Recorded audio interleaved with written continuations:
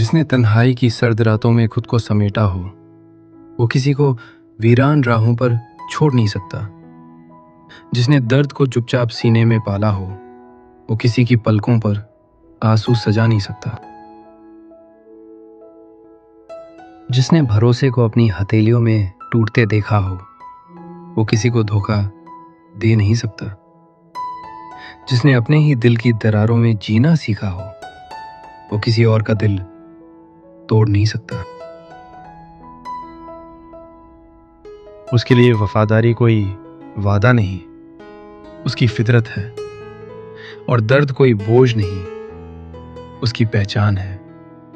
क्योंकि जो खुद टूटकर भी सच्चा रहा, वो उम्र भर साथ निभाने का हुनर जानता है।